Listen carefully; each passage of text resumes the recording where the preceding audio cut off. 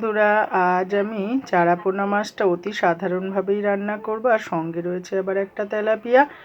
আমি মাছগুলোকে প্রথমে নুন হলুদ মাখিয়ে ভেজে ফেলবো, ভেজে তুলে নেব। আর আজ আমি একটু পেঁপে আর আলু দিয়েই কিন্তু পাতলা করে ঝোলটা করব। এখন মাছগুলোতে আমি নুন হলুদ মাখিয়েই ফেলেছি, আর এইদিকে আমি মাছটা ভাজতেও দিয়ে দিয়েছি। এইভাবে আমি সমস্ত মাছগুলোকে কিন্তু ভেজে তুলে ফেলবো।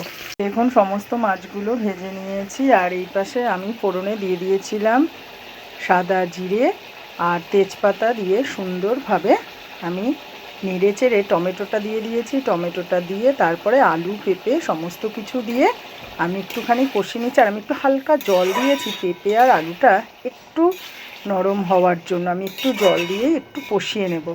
তারপরে বেশ ভালো করে কষানো হয়ে গেলে আমি গরম জল দিয়ে ভাজা মাছগুলোকে কিন্তু দিয়ে দেব। এইভাবেই আমি রান্নাটা করে ফেলছি। দেখুন ঝোলটা কত সুন্দরভাবে ফুটে গেছে। আর আমি সবসময় যে কাঁচা লঙ্কা ব্যবহার করি সেটা তো আপনারা জানেন। আমি কোনো রকম কাশ্মীরি লঙ্কা গুঁড়ো বলুন আর আমাদের ঝাল লঙ্কা গুঁড়ো বলুন, আমি কখনোই ব্যবহার করি না, আমাদের শরীরের জন্যই। এবার আমি এক এক করে মাছগুলো কিন্তু দিয়ে দেব। আমি কিন্তু অতি সাধারণভাবে জিরে বাটা দিয়ে শুধু ঝোলটা আজকে আপনাদের সঙ্গে শেয়ার করলাম। আর এখন গরম পড়ে গেছে, এই রকম পাতলা করে ঝোল খেতে কিন্তু অসাধারণ লাগে। আর এই মাছগুলো একদম জলের মধ্যে নাড়াচাড়া করছিল, দেখে মনে হচ্ছিল যেন সাঁতার কাটছে।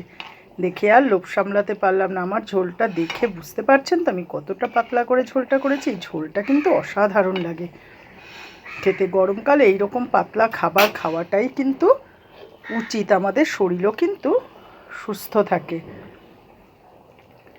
এইভাবে আমি সমস্ত মাছগুলোকে কিন্তু দিয়ে ফেললাম। এইরকম জ্যান্ত মাছের ঝোল কার কার খেতে ভালো লাগে বলুন তো? বেশিরভাগ মানুষেরই কিন্তু ভালো লাগে এইরকম পাতলা ঝোল খেতে।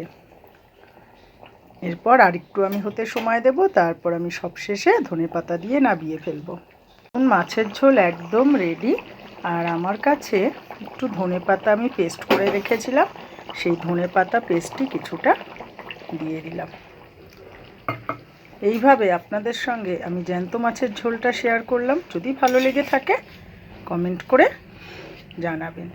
একবার এই রকম হালকা করে, কোনো মশলা নেই সেই রকম, শুধু একটু নুন হলুদ জিরে গুঁড়ো আর কাঁচা লঙ্কা, টমেটোটা দিলে দেবেন, না দিলে না দেবেন।